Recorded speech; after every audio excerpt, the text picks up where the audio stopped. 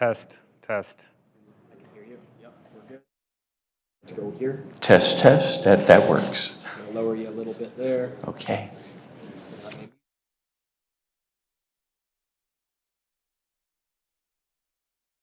Test, test.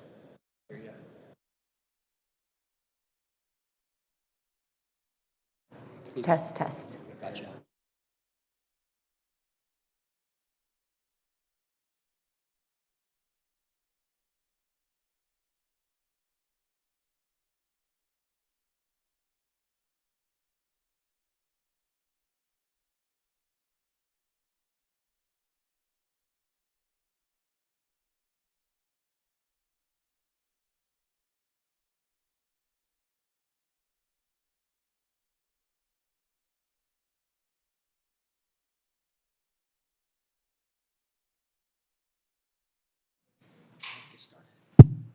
Okay, awesome. Good afternoon and welcome to the Hinckley Institute. My name is Jaya Kissy and I'm an intern for the American College of National Security Leaders. The Hinckley Institute of Politics is a nonpartisan institute at the University of Utah. The Hinckley Institute provides an array of transformative experiences for students through internships, forums, and classes. Hinckley forums seek to foster public discourse and civil debate on the most current and pressing issues, bringing in local, national, and international thought leaders. Today's forum is titled Mental Health in the Armed Forces and Conversations on Suicide and is presented as the American College of National Security Leaders Spring Seminar here at the University of Utah. In an era of geopolitical tensions, cyber threats, and evolving national security landscapes, America needs professionals who can lead with integrity and make ethical decisions in complex environments. This panel will discuss how mental health affects military force readiness, the rising suicide rate in the military, and how recent lowering of recruitment standards only exacerbates mental health issues. We are in for a great conversation. It is my honor to welcome our panelists. Let me start by introducing our moderator, Corey Weathers. Corey Weathers is a clinical advisor on military morale and leadership with over 2 decades of experience supporting military families and leadership teams. A licensed professional counselor by trade, qualitative researcher, and author, she was recognized as one of the Mighty 25 influencers of 2024 for her extensive work with the organizations, service members, families, and military academia. Her book, Military Culture Shift, is shaping dialogue in the highest levels of military leadership and policy for how to reconstitute the force after 20 years of global conflict. She has traveled internationally to visit troops and has taught service families across the globe, building bridges between generations, increasing communication, and reducing conflict. As an advocate, Corey has testified in front of the Texas House of Representatives, educated policy leaders and advisors on mental health and readiness in the force, and contributed to the passing of a congressional bill for licensure portability. Corey's ability to blend clinical insight, strategic leadership solutions, and qualitative research makes her a trusted voice in advising military leaders and government officials on fostering resilience and adaptability within military communities. I'll hand it over to her to get us started, but first, please join me in welcoming our guests. Thank you, Jaya.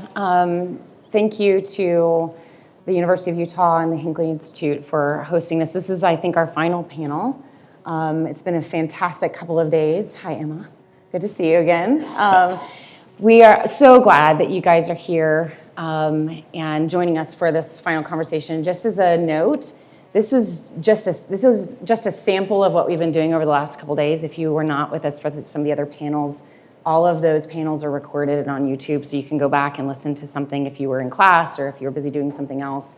And so this has been a fantastic couple of days of like really unique conversations with experts who really have just an amazing perspective, not only in their field, but also as it relates to global health and as it relates to national security, which is important, especially given the last couple of weeks. I think we're all starting to get a little bit more curious about what does national security look like, what does global health look like, what is our influence and impact, hopefully.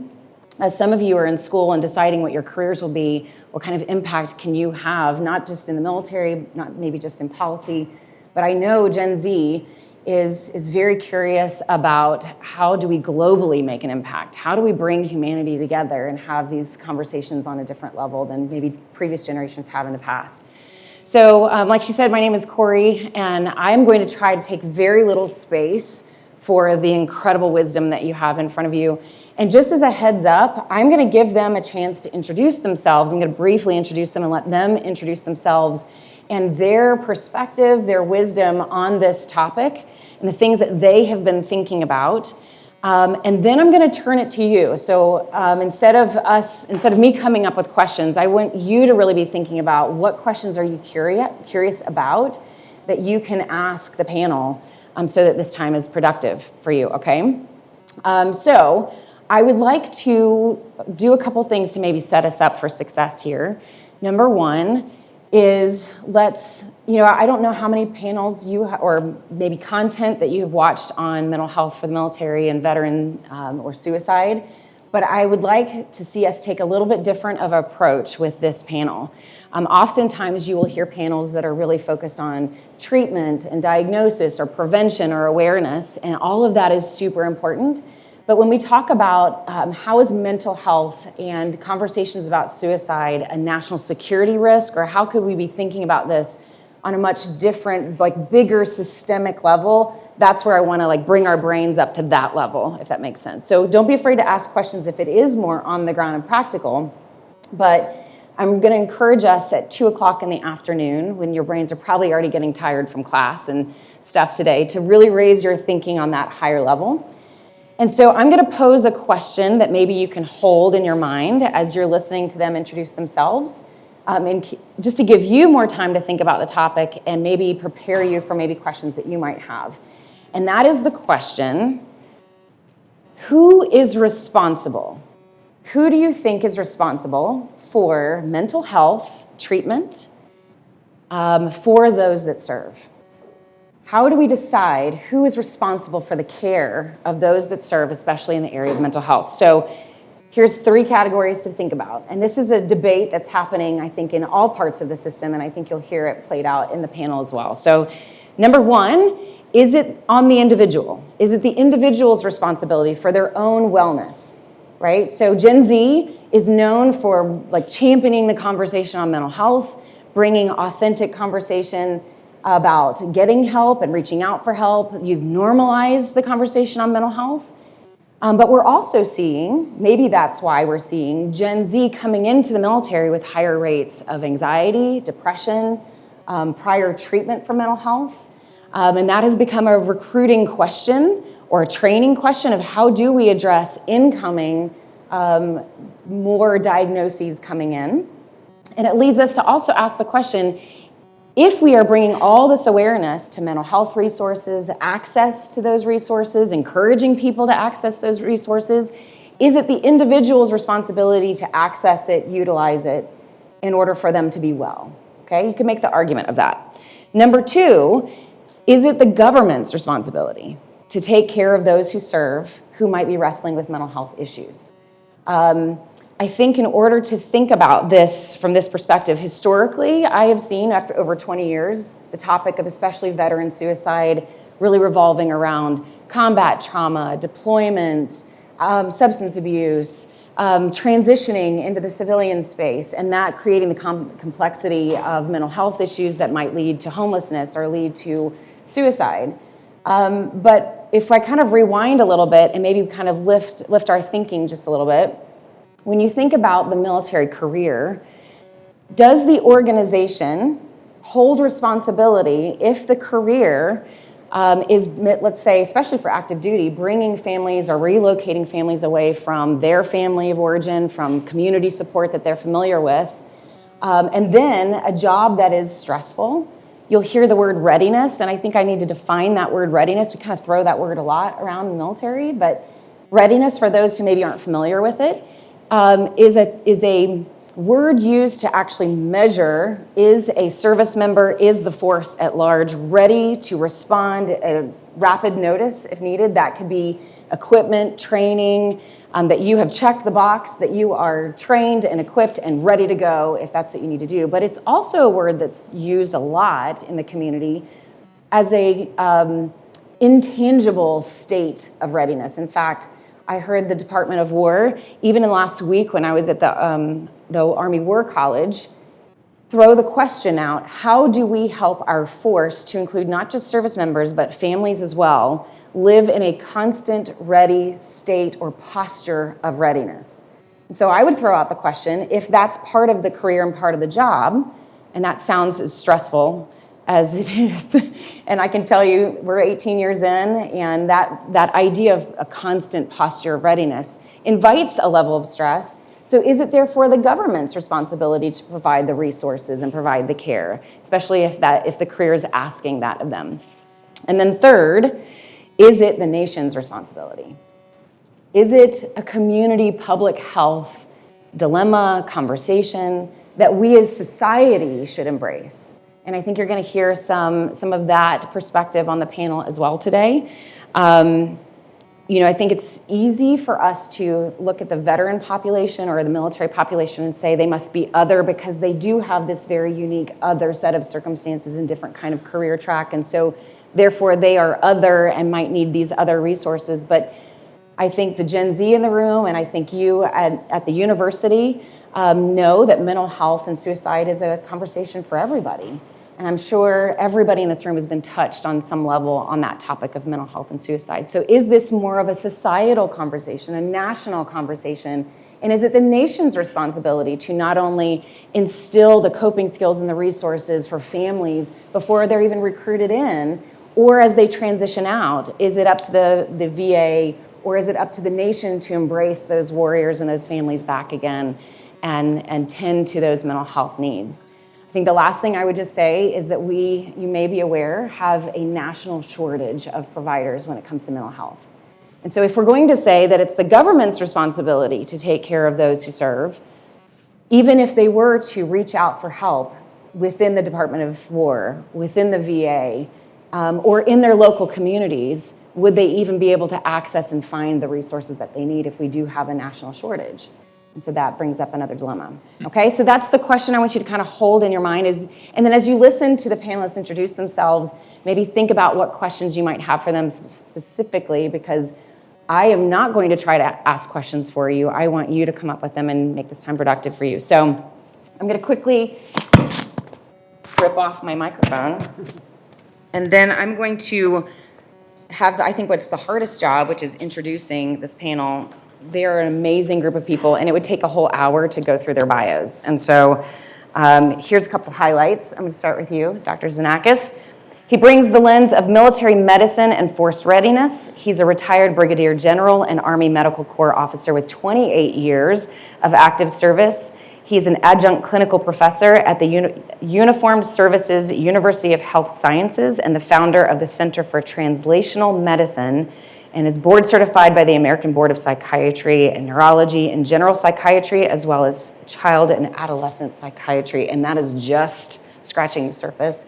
So maybe if you would start, kind of share your perspectives and your thoughts on the topic of mental health. I know you definitely have an interesting perspective in seeing that play out with force readiness and inside the Department of Defense, Department of War.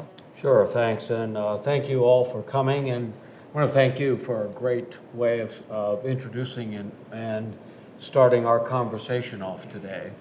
I think you have set up a very important set of questions that we could spend probably a whole course to talk about, because the questions, the way you've asked them, really point out that we may be at a decision point, both as a society, as a military, and as healthcare professionals, of how we're going to now optimize and improve what is most important in terms of the mental health and general health of not only our service members and families, but all of you in the community. So I'm going to go through what you have laid out for us, and then we start to explore that in the question and answer. As Corey said, I'm a psychiatrist, I'm a physician. Career in the military, I was commissioned in 1970, I retired in 98. But I'm also the son of a career Army Air Force officer who enlisted in 1939, served World War II, Korea, and Vietnam. I grew up in the military environment and in fact went to high school in Japan in the early 60s when my father was flying to Vietnam. So understand what it is to be in an environment, in a culture, and how that particularly shapes a mentality. As I took the oath as an officer, to help understand what the answer to these questions is, I've always felt that we have a dual loyalty as officers. We take an oath to the Constitution, which is to defend and protect our country and to the rule of law. As a physician, I take an oath, a Hippocratic oath, and a responsibility to my patients, and what that particular obligation is to those individuals. You may or may not go into healthcare, but I believe each of us, respectively in a line, a professional line that we take, feel that there is an ethical code that guides us and that sets us up to what we're going to do and what we think is most important. So that we're always thinking ethically, how do we fulfill our responsibilities and obligations, and that dual loyalty. In area of healthcare, of course, in the various jobs that I had the privilege of serving, that's very synergistic and complementary. Because the most important is for the readiness, for the effectiveness of our military, and I believe for the effectiveness of our community, our people need to be healthy. They need to be healthy in general, and they need to have their mental health as they feel as confident as they can to do what they do. That's very important for duty performance. You know, if we talk about the military as kind of a sport, it's a different kind of team sport. And any of you who follow sports or played sports know that every athlete, or any time we're playing, what's most important is what's our mental state. Is our head in the game? Can we focus? Are we connected if we're playing a team sport? Are we connected with the other people on our team? Are we helping and supporting them? So that comes about. So our community, our health, our readiness are fundamental to our effectiveness in whatever we do. As a military physician, that's what I felt my responsibility was. My responsibility to preserve the fighting force, that was the axiom that we all grew up with. I had to, in order to support that, my responsibility, my duty was to make sure that these individuals and their families were as healthy as they could be. The fact is that good clinical medicine, good leadership, is fundamentally empirical. The teachers, the age, when I went to med school and the dinosaurs roamed, our teachers would say, you know, if you want to be a good doctor, the more patients you see, the better doctor you're going to be. The science will inform what you do, but really you have to focus on the individual and understand what's going on with that person. That's the same in a leadership job as it is in a clinical job and working with my patients. The first step is very careful observation. What is going on?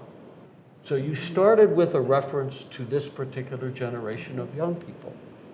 Our responsibility, if we're going to think about their mental health, by the way, if we're going to think about what might be the most worrisome incidents like suicide, is to understand what are your lives like?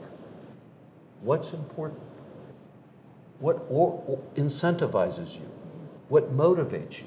What are your relationships like? What do you get most reinforcement from? What makes you anxious? How does that mean, as I understand that, as a leader or as a clinician, how does that inform the training that we're going to do today so that we can have the most effective and healthiest military, which is not the training clearly that my generation or my father's generation had, or even the most recent generation that went to Iraq and Afghanistan. So we start first with being able to make very careful observations of what you do and who you are, and what is the most effective way so that you can do your jobs and also have the healthiest and most rewarding life. And if that works, then in fact, your health is better and your mental health is better. Now I want to point out one thing, that the military is comprised, I think it's like 60% of the forces under 25. Another interesting factoid is that 60% of the diagnosed illnesses that we have occur in that age group. It's no surprise, because this is a very dynamic period of life from 18 to 25. These are very important years of very dynamic and uncertain development. As a psychiatrist, we talk about it in those terms, where people are deciding, who am I? What am I going to do? What's important? What are the relationships in my life? How do I make sure that they're good relationships? And how is that affecting everything that I'm doing? And we have to understand in terms of the science what the developmental phase is at that time and how that informs what we do. So the job as a leader and as a job as a clinician actually is to promote the health, make you the best that you can be. There used to be a slogan that now came back, be all you can be. Well, that's what we have is what we're supposed to do. And we're here for your health. One of our members said, you know, a lot of current healthcare in the private sector and even in the academic world is about disease. It's disease care. That's not the same as healthcare. Healthcare is about making you the strongest and most effective so that you can have the best possible life and, in fact, do the best possible job in whatever you do, particularly if you're wearing the uniform. So that's how I would approach those questions. Thank you for that. And a couple things I think about is, one, I appreciate the whole health perspective. You know, when we talk about readiness, it's not just, again, the tactical, but it's, are you physically fit? Are you mentally fit? Are you emotionally, spiritually? Like, those are all the components. All those dimensions are necessary components, but they're also really difficult to treat and to track and to understand. And then the second thought I had was, I think the conversation around mental health has shifted. We're using the words differently from generation to generation. My Gen X generation, and when I was in school, mental health means mental illness a lot of times, going back to that diagnostic clinical perspective. And so for a lot of content you'll see or training on mental health, it's mental illness or disease connected. And I think that the younger generation has shifted the conversation to be about mental wellness. And I think that we're all saying the same thing, but we're using different words. And so mental wellness, I think, as I have listened to understand, is more of a holistic perspective. Whereas we might have looked at mental health and getting help as finding a clinician, finding a doctor, and asking for help behind confidential doors, we're seeing the next generation address their mental health through holistic, services such as yoga, meditation, nutrition, changing your diet, like all of those things, gut health, like all of those things that affect your mental and emotional well-being. So how do we have this conversation when generationally the conversation is shifting on what is mental health and what is mental health treatment, and how do we kind of bridge those two worlds? So let me introduce Dr. Harold Kudler. He brings decades of VA clinical and policy leadership. He trained in psychiatry at Yale and is associate consulting professor at Duke and adjunct professor at the Uniformed Services University of Health Sciences. He served as acting assistant deputy undersecretary for patient care services until his retirement from the VA in June of 2018. I believe currently he's playing a leadership role in a number of mental health organizations, including the International Center for Multi-Generational Legacies of Trauma. Is that right, currently? That's it. Yes, and so much more. So kind of share your perspective. You have really studied the veteran perspective, so many years working with the VA. So share more about your thoughts on some of this. Yeah, and to keep myself on track, I wrote this down. It's clumsy. I feel like I'm in radio. I may drop these on the floor as I get through them, but it'll keep me from digressing. So yeah, I've been a psychiatrist for 42 years, and I started out, my only ambition was to be a clinician, sit in the room with patients and try to be helpful. Medication, but mostly psychotherapy, and I'm trained as a psychoanalyst, which was always my life ambition, to make sense out of people's lives and understand human nature better. Again, it's much better pay than being a philosopher, I think, to be a psychiatrist and get to think about human nature all the time. Anyway, that first job was I was responsible for 300 veterans in the Durham VA, mostly World War II, Korea, Vietnam veterans. I worked with 2 groups of ex-prisoners of war of World War II in Korea, and it was a wonderful experience. And also, I was doing early research, following kind of as an apprentice to someone who knew how to do this kind of stuff, and I was helping, and eventually got to do some of my own research. And because this was happening in the early 1980s, when PTSD was new, most psychiatrists never talked about it, and those who did, many of them didn't believe it existed. The fact that I was doing serious clinical work and research in PTSD made me an expert before I felt I had any right to be an expert. But you know, in the land of the blind, the one-eyed man is king. And by 1999, I was tasked to co-chair VA's Special Committee on PTSD, which is a congressionally mandated committee that reports directly to Congress on VA's clinical research, education, and benefits efforts for PTSD. And on the basis of that, the Undersecretary for Health gave me the job of co-leading the first DoD-VA conference on deployment mental health. And this was 2005. We were already at war for a few years, and we were going to pull together everything we had learned and everything we had ever learned about mental health and come up with a plan. You would think a few years into the war we would have had a plan, but it turned out we needed one and didn't have the one we needed.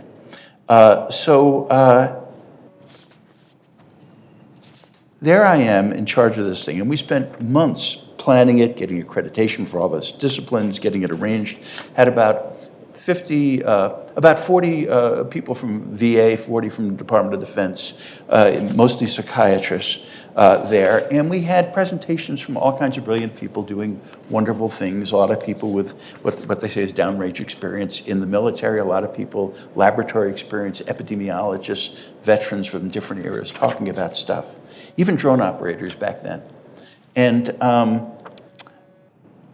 following my medical training, all through the planning for this, I was sure that all we had to do was develop the right screening tools to pick up PTSD and traumatic brain injury, which, by the way, most people didn't believe in either in 2004, 2005, and didn't think it had anything to do with what was going on in the war.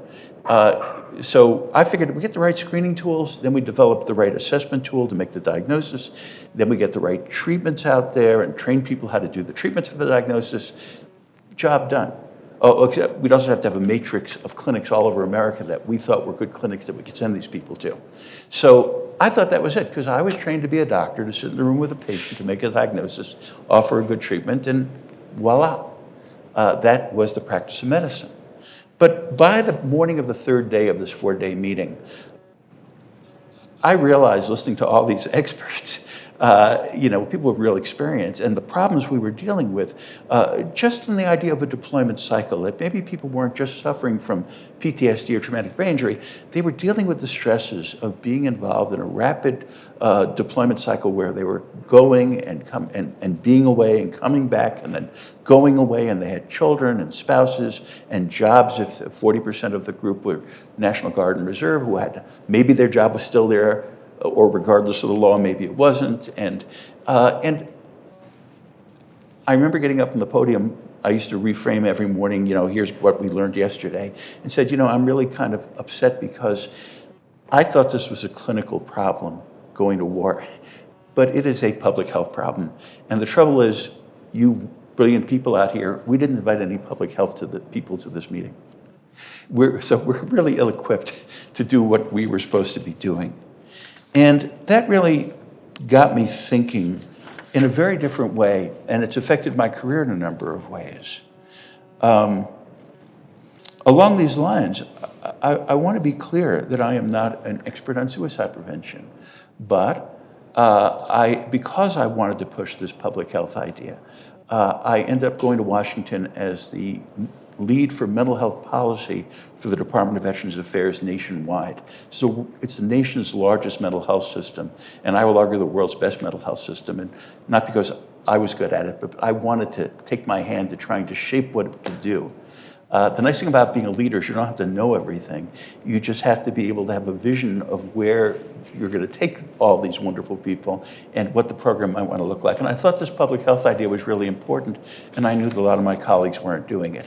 Among the few who were the people in the Office of Suicide Prevention, which reported to me in my job. So I was very lucky. I didn't have to be an expert. I had experts, but they had to teach me so that I could then represent them and advocate for what they were talking about. Which is another role of leadership. And what were they trying to teach me? Well, first of all, we didn't even really have numbers. We didn't have data to know about veteran suicide. The best data at the time I came into the office in 2014 was based on just 6 states and iffy data. But by the time I was there for 6 months, they had completed a multi-year task of getting national data, all the states, all the territories, Guam, suicide, and scrubbing that data, which takes 2 years. So all the data, this is true to this day, the data that's this year's 2025 report is 2023 data. Right away, we're chasing numbers that are not current numbers, and we don't know where we are. So, but you have to accept that, because that's the best we're going to do. And guessing doesn't help. So what were the lessons that we were learning? Well, one of them was that suicide, when it happened, was very difficult to predict. I was involved in a year-long study of a Marine unit with a high rate of suicide, and all we had learned with the CDC, the Public Health Service, the Navy Medicine, in a year of work. And we presented this to the Secretary of Veterans Affairs and to one of the highest Marine officers in the Pentagon. We were in the Pentagon presenting this. We came up with, well, a relationship ended badly, a door was slammed, it was the middle of the night, there was a lot of alcohol, and there was a loaded weapon. That's what we learned in a year of work. And that's not going to help us, because I don't know any way to intervene with any of those things.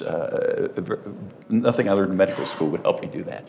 So, but what did we learn that was useful? Well, by looking through the record of 9 million veterans and being able to plot the people who died by suicide, we learned that it was associated with certain things. There were warning signs.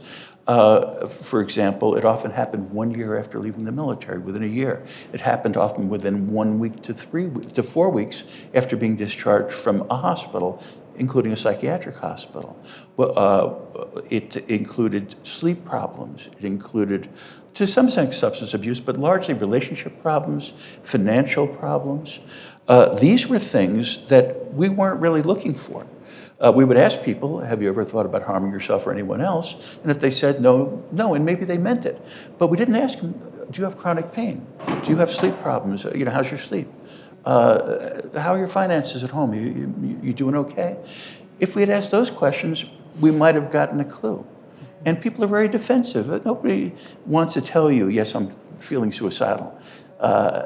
And for that reason, by the way, most of our strategies, we have millions and millions of dollars spent to build a crisis line, which is really like throwing out life preservers when someone's fallen overboard and is going down for the 3rd time. You absolutely need that system, and it has to be big and helpful. Our system could take a cell phone call from a mountaintop in Tennessee, literally, and we could have somebody physically with that person within an hour, which may be too late.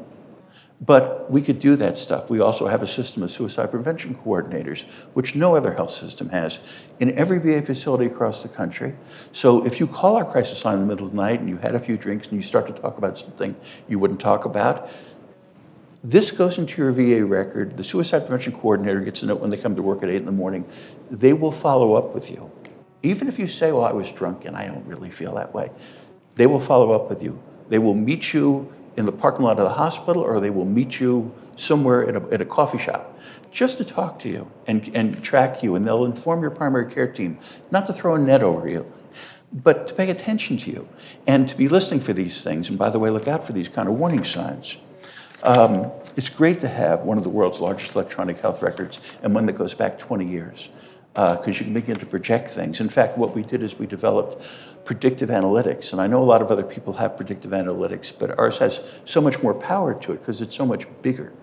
And we also are now relating it to genetic material. We have the Million Veteran genetic study that's ongoing, where we can actually look to see biological signals or possibly precipitants.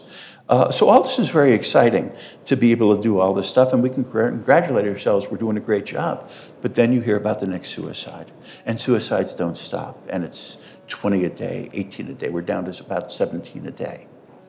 But then we learned something that was really important.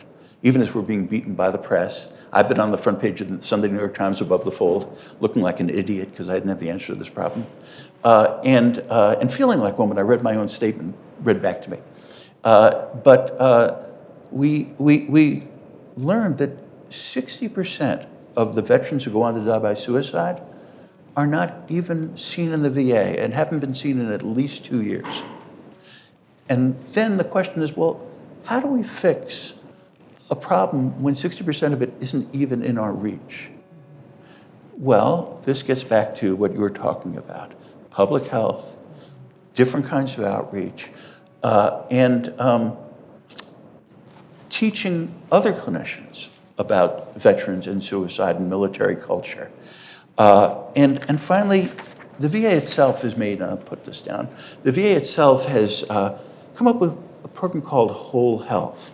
And frankly, being a troglodyte, I thought it was, new age when I first heard about it. But Whole Health is an idea that says, look, the focus of medicine should not be a patient comes to see a doctor and the doctor tells them what's the matter with them. Health should really be that a patient and a doctor meet, and the doctor asks the patient, what matters to you? What's working in your life and what's not? And what can I help you with? Sure, if they have diabetes or rheumatic fever or something, we're going to say, hey, you got diabetes, and here's some things that you really ought to do. But they're not going to do it if it doesn't matter to them. They're not going to do it because the doctor told them to do it. They won't even, most people don't remember what their doctor said anyway. I never do. Whole health then involves health coaching. It involves peer support. It involves working with the family as well as the veteran. VA is now rolling out this whole health program all across the country. Not for every veteran yet, but it's within reach of every veteran. And my hope is soon it'll be within reach of the entire American health system. I was on an ad hoc committee of the National Academies of Science, Engineering, and Medicine, which wrote a report. And if you're interested in whole health, you just Google up National Academy of Science, VA Whole Health. And there's a report saying the good, the bad, and the ugly about it. But it's really interesting conceptually. And maybe someday when you go to your doctor, they will ask you what matters to you instead of telling you what's the matter with you based on your blood test. But let me stop there. And Oh, so good. And I think it brings up a good question about what can we learn from the military community as we're trying to sort through what the problem actually is and how do we make it a public health issue or determine who's responsible for it. There's also some incredible lessons learned. I know as a mental health professional, there were many times I was looking to the VA as like, hey, they are modeling something that we could be modeling in other places. And so that can be a great conversation as well.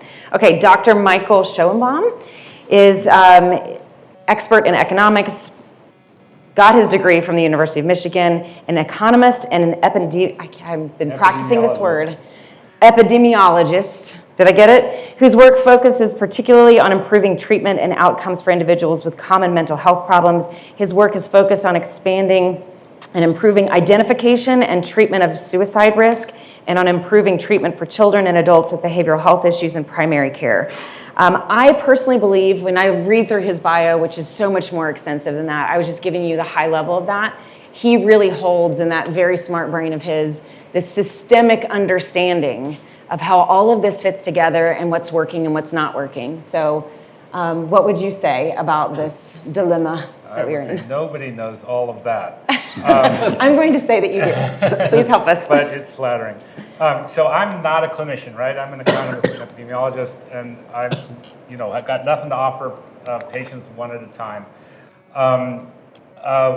I've spent now almost 20 years working on identification and treatment of suicide risk with military and veteran populations. I'm going to tell you a little bit about that, and we don't have enough time to really talk about anything, but we'll stick around afterwards, and you can find me online and ask me questions, whatever. In 2008, so I'm going to tell a story. In 2008, the Army came to where I worked and said they were having a crisis of soldier suicides, and they invited partnership with us to fix this. What they wanted was the answer, right? But we said, we don't have the answer for civilians either, and also suicide is not the kind of problem that has an answer. At best, if we're lucky, it's the kind of problem that has a lot of little answers. Anyway, we said, of course we were willing to partner with them to work on solutions, but we explained that one key step towards answers was first to work together to understand the problem better. Harold actually gave a VA version of this same issue. So it turned out that they and others had some very strong views about the problem, but, spoiler, when we worked together to assemble data and kick the tires, it turned out that none of those main assertions actually held up empirically. I'll start with some basics. What the Army knew when they came to us was that there had been a sharp increase in the number of active duty suicides. But we were at war in Afghanistan and Iraq, and we'd been at war for a few years by then. And so our first thought was, well, maybe there are more active duty Army suicides because there were more active duty Army. And it turned out that wasn't the answer, actually. I mean, that would have been great, but that wasn't the answer. In fact, the Army suicide rate, which is really what you need to look at, right? So that's not the number of suicides, but the rate of suicides per unit, 100,000 soldiers or whatever. It turned out that Army rate had doubled from 2004 to 2009. So in give or take the 5 years before they came to us. And it would go on to triple between 2004 and 2012. That was a real thing. So another question was, well, maybe the suicide rate was rising in soldiers because it was rising in everybody, right? We have an all-volunteer force. Soldiers come from the general population. It turned out that wasn't true either. In those years, the initial years that we were looking at, the suicide rate in demographically similar civilians, so mostly young men, about 15% of the Army at the time was women, the civilian rate was basically flat. So this phenomenon of sharply increasing suicide rates was really an Army phenomenon, also Marine Corps to a point, but the Army was who came to us. So those were some of our thoughts. Here's what they were saying. First, they were saying suicides were rising because war is hell. We send people to war, bad things happen to them, and they kill themselves. And in fact, the suicide rate was rising for soldiers during and after deployment. But when we looked at the data, it turned out the suicide rate was also rising and had risen to a similar degree in the 40 or 50% of soldiers who had not at that point ever deployed. So something was going on. The Army was at war, but the explanation was not this was a phenomenon of the person going to war, or at least not only that. Okay, second argument. Declaration. Suicides were rising because multiple deployments. We were sending, in fact, more and more soldiers to war multiple times. We found that the first deployment did increase suicide risk. But after that first deployment, it really isn't random who stays in the Army or what happens to them if they do stay. People could decide to leave. They could want to stay, but the Army wouldn't let them re-enlist. They could re-enlist, but the Army would decide to send them to a different job instead of deploying them again. So it turned out when we looked at the data that among people with one deployment, those who deployed a second time did not have a higher suicide rate. And among people with 2 deployments, those who deployed a third time did not have a higher suicide rate, right? So if you selected on the number of deployments and that the person stayed in the Army and that the Army chose to redeploy somebody, those processes were actually working with respect. That doesn't mean deployment is not a stressor for the individual. It means that the process by which soldiers stayed in the Army and the Army decided who to redeploy, that was working at least with respect to suicide risk. Okay, so third declaration. Suicide rates were rising because we were filling the Army with subpar recruits.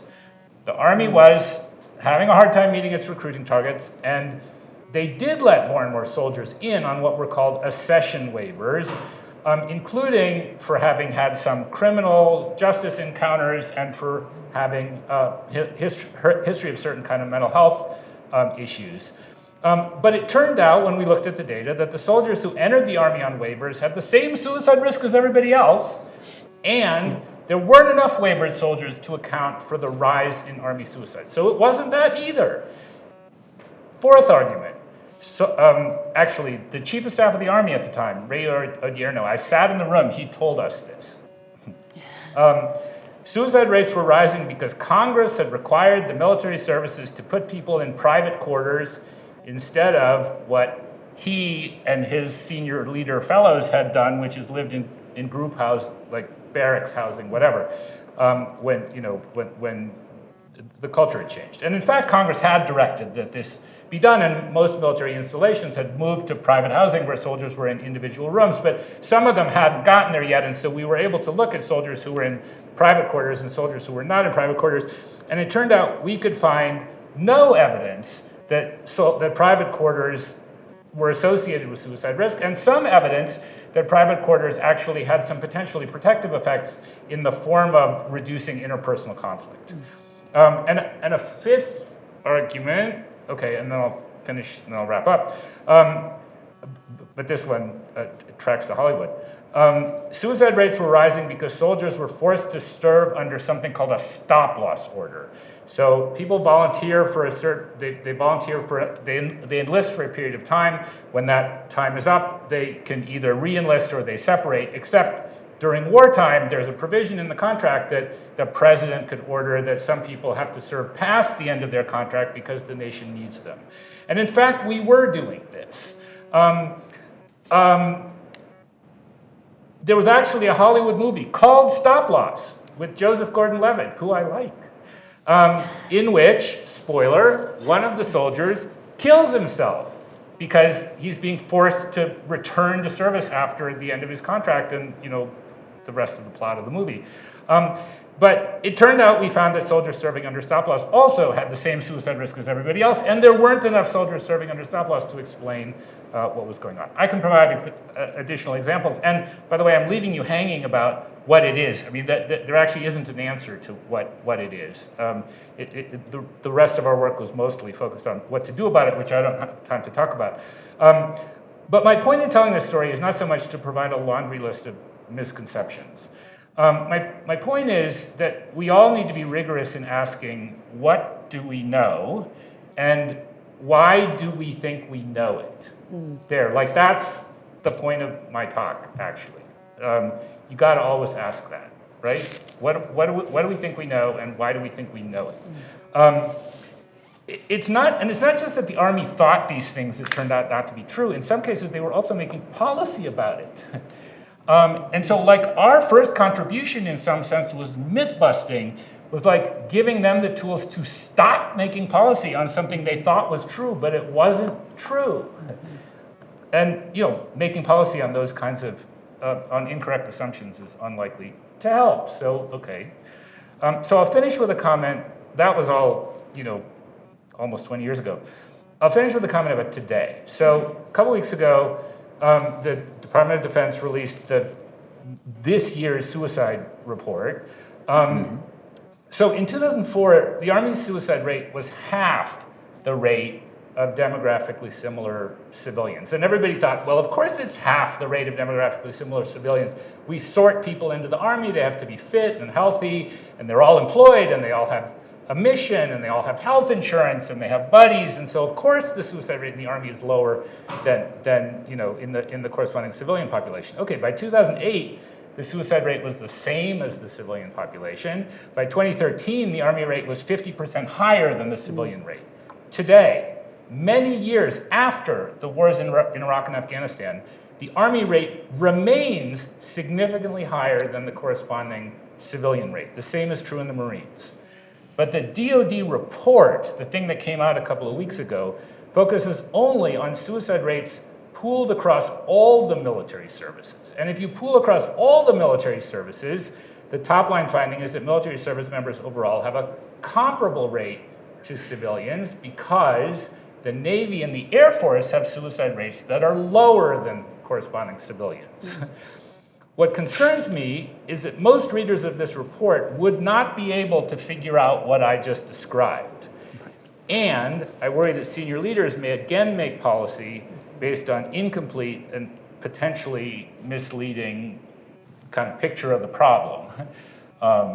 So anyway, I'll close with that. So much to think about, right? So we have a little bit of time for questions. So what are your thoughts? What are your questions? Now we've bludgeoned them into, all right. Are you the Navy girl? Yes. Yeah, that's your forever name. Yes, Okay. yes. I'm Dominique. I served in the Navy for 5 years. I got out in 2022.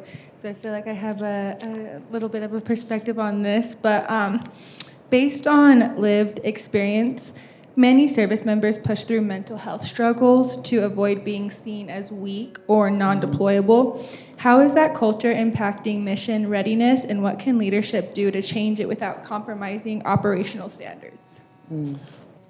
Military culture is a big issue here, and it's one reason why we've tried very hard to get people beyond VA and DoD to know something about military culture, to be more sensitive in taking a history. But yeah, if you spend all your time learning to be strong and tough, my roommate in college for the last 2 years was Marine ROTC, and he was strong and tough. You don't tell somebody else you've got a problem. I had a World War II ex-POW tell me once, "Doctor, you're an educated man, and you remind me of an officer, and I learned a long time ago not to tell an officer I had a problem." And that goes on, military culture goes on your whole life. So it's very difficult. The military went so far as to create this weird rule that you could lie about having any mental health visit if it were, well, it was your own business. You could lie on the security form and you wouldn't lose your security clearance, so you would be deployable again. And service members want to be deployable. When you've been in that culture a long time, it's going to trail you your whole life, and it's very difficult. But I think if you have cultural sensitivity, and you get to form a trusting relationship with that person, I think the odds are better at having a conversation. Yeah, and I would just add, I think that there's definitely still stigma in some of those clearance-related jobs, for sure. There's still that fear. But I would say the millennial leaders, because millennials are 40 and between 40 and 27, I think right now, and they're leading. They're your commanders right now. They're leading, and because of that sensitivity, they are leading in a new way. We have Gen X leaders who are coming out and talking about their own mental health struggles and trying to normalize it. And then you're also having millennials that are trying to lead Gen Z in a different way. So I think some of that is starting to adjust. To state the obvious, if people think they're going to get sanctioned for revealing something they're not going to be inclined to reveal it, this is not a problem only in the military. It's true of airplane pilots. It's true of people who work in hospitals, clinical staff. It's true of first responders, right? Police and fire and those things. And in all those places, there is, the employer has an interest in making sure that people are fit, right? That is in tension with the interest of the person. But basically what you need is a culture where people don't get sanctioned for seeking help. I would offer, I'm not a military clinician, we have a military clinician here. I think that, so currently the only people in uniform that a service member can talk to with full confidentiality is a chaplain, okay? They can't talk to clinicians with that kind of confidentiality. And from where I sit, I actually think it would, a thing that might help in some ways is to expand the scope of what is privileged in a medical conversation between service members and clinicians, right? It might not be everything all the way to somebody is unfit for service. That's probably not a good idea. But if chaplains can guarantee confidentiality, I think clinicians ought to be able to guarantee more confidentiality than they currently guarantee. I think. Great So question. I do want to speak to this because I think it's a core question. First of all, it varies significantly across the services and across the various organizations, units in the military. The responsibility, the obligation rests with the commanders. And each commander will set the tone and set the priorities of how important it is. I found in the many years that I served, and I've also, so I came in 56 years ago, but also in advising after I retired, senior Army leadership and chairman of the Joint Chiefs, that this was a very frustrating issue. Because it really, the idea of what's most important here, that again, where you had to make sure that it was affirmed, was that the commanders did take responsibility for taking care of their service members. There's no way that a unit's going to do what it's supposed to do if the various soldiers, sailors, airmen don't feel that they're taken care of and someone's got their back and looking at them. The question is, what's the art form in terms of how you do that? And you do that because all the commanders down the chain of command understand that taking care of those service members is their responsibility, as well as their fellow service members. You get your medical people, and I've got another retired general here, where I know various times where you have medics and PAs out there in the units, and you open it up where you say, look, if you think there's somebody that's got trouble, then let's bring that person in. But what you're saying is, look, I'm just taking you off the field for a little while, and then I'm gonna put you back out there. Yes, commanders are always asking, how do I know that this soldier's not shirking? If it could be mental health. On PT days, why does sick call go up? Right? Physical therapy, we got physical training 5:30 in the morning. All of a sudden, everybody's got a stomach bug. I got it. I understand. By the way, you're gonna go out and run 5 miles. So it's a unit issue, and it's a cultural issue. And it varies significantly. There's no solution to it. It's a matter of the spirit and the esprit across the board. Now, the interesting thing is, what does it mean about this generation today? What does it mean that we know in a generation that you brought up where there seems to be a sense of, well, each individual, it rests with you. And you may feel, I don't know, frankly, because I don't have enough contact. I don't know what it means if you feel like it all rests with me and I've got to pop up and then decide to go into mental health. That's probably not going to work. But it will work if we feel that all of you are teamed up and we support you as a team and you're going to take care of each other. And that's where we've got to be able to, right now, in a military, that what I'm hearing is in a very intense, what we call operational tempo, very intense, how everybody's going to take care of everybody else. And I don't know if that works. I don't know if it works in your university. I don't know if it works in, all the activities that you do. Do you all connect with each other? Do you talk about these things? Or if you do, is it something that you understand is sort of normal?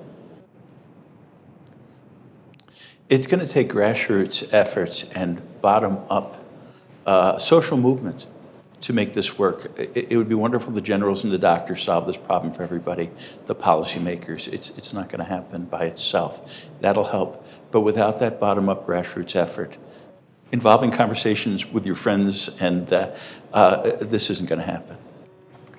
So the hard thing about panels is that there's never enough time. I'm just equally as frustrated with you. But we have carved out extra time afterwards so that if you have questions, if you want to continue the conversation, we're here. They are here. And please take the time that you need to ask questions or even have conversation amongst yourselves. I appreciate personally as a mental health provider that everybody, regardless of background, is coming at this from a human perspective. You know, I think about Gen Z being what they're saying is the loneliest generation to date, and craving community. And when I look back at the GWAT era, coming out of all that research that everybody has done, there's research that shows suffering, when there is the presence of suffering, community and cohesion builds. So when there is difficulty, that's where community relationships and reaching out and checking on each other, that's where that's the birthplace of that. And so I hope if nothing else, we end with kind of this thought of how do we take care of each other? How do we check on each other and ask some of these harder questions and maybe be less individualistic and saying it's someone else's problem or it's that person's problem, and instead, how can I get involved and be a part of a solution instead? So thank you guys so much. We'll stick around. I can't believe I didn't get the hook already. I'm 5 minutes over. Thank you again to the University of Utah and the Hinckley Institute for just an amazing couple of days and providing this space and opportunity. And I hope that if you skipped class, you're getting credit.